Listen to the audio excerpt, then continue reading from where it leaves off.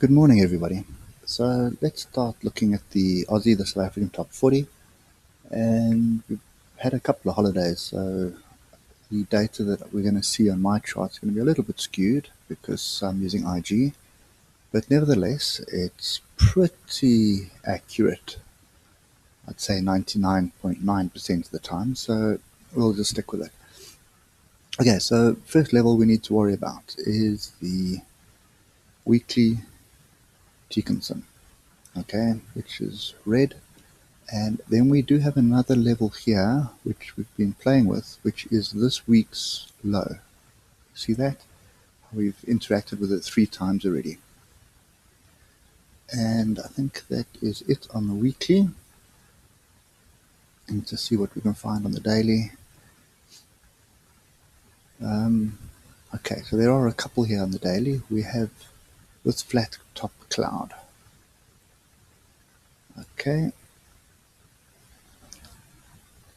And there is another little one here. Let's put it in there, which is this swing low here. Okay. We have touched it already, so it'll be interesting to see what happens there. And to the downside, I don't really see much on the downside at the moment.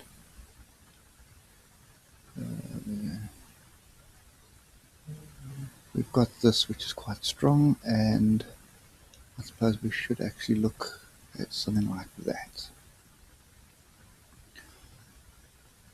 Okay, now the thing to bear in mind here is that price currently from a Chiku span has broken through the cloud and price and everything else. Okay, so from Ichimoku perspective, we have a very bullish breakout here, this brown line. Okay, we have also had a twist between Kijinson and Dickinson. Okay, and I would say in this area is a good area for longs, but based on what happened yesterday in the US markets, I don't think that that's going to happen. I think we're going to have to look for an entry a little bit higher than that. Okay, the distance between these two at the moment, between Kijinson and Dickinson, obviously is a concern. You know, we want them close together like they are here, and we want them pointing in the direction that we're moving. And at this stage, we are flat, going sideways. Okay. The other bullish signal here is the twist that we've had.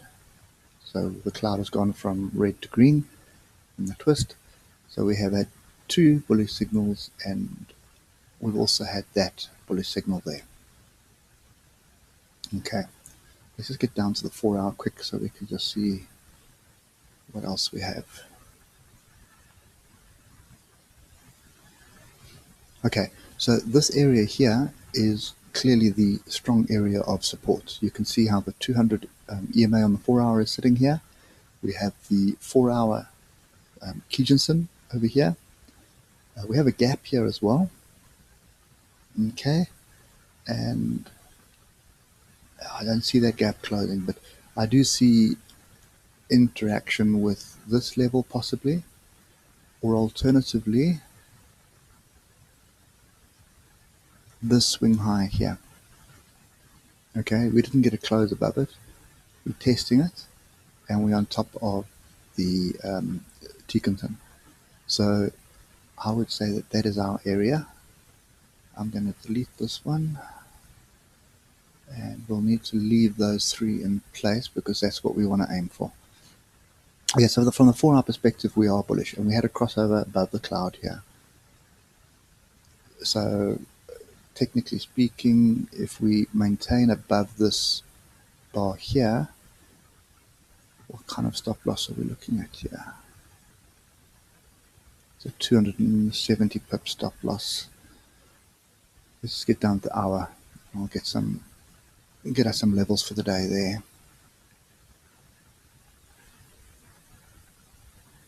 Okay, yes, right. So this is definitely the one level that we're looking to hold.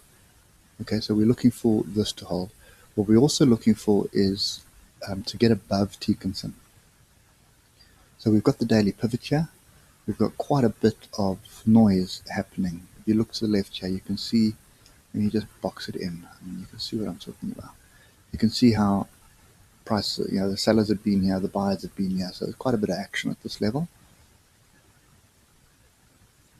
And what we're looking for is a break above here, which will bring in this level and then that level into play. Okay, and the rand has been still alright, 12.65, and 10 cents is up, not much, but 0.5%. So for me, I'll be looking for longs anywhere in kind of this area here. Okay, I'll be very surprised if we come down to close this gap. That's just okay. It's not that far. It's 300 points, but I will be surprised. But it's always a possibility. So ideally, what I want price to close on the hourly above the hourly Kijunsen, this red line. Okay, if we can get that right, then you can expect upside. And then what I'm actually playing for here, let's just use a smaller one, is this. Okay, is a wedge, but I'm going to use it as a channel. So I'd want to break above this level here to confirm. Otherwise, test the top of the channel and pull back down. Okay, so, and that will give me a target of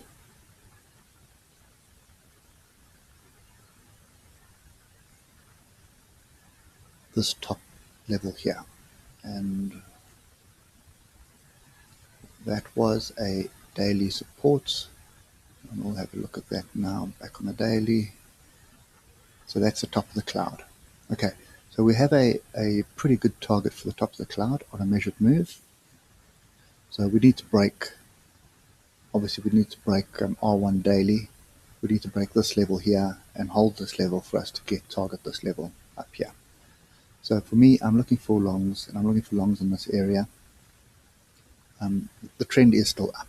Okay, we've got a low, we've got a higher low, and we've finished off with a higher low here. Okay, and then the last thing that we want to have a look at quickly is, did we finish or turn on a Fibonacci, which we did, 61.8, and that's exactly where we turned. Okay, and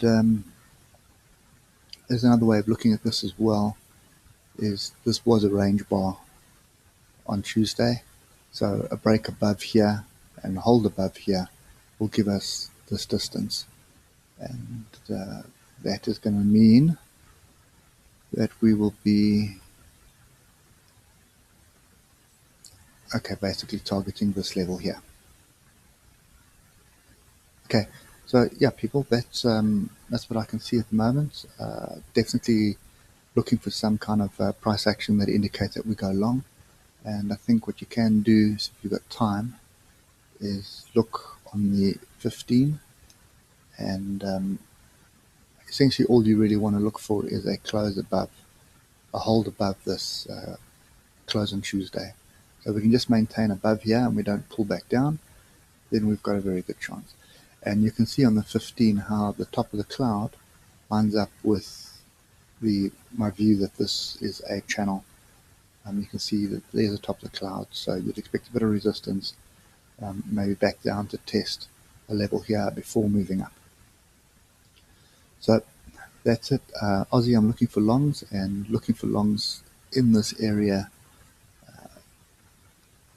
possibly even on the daily pivot. Okay, so let me just give you a proper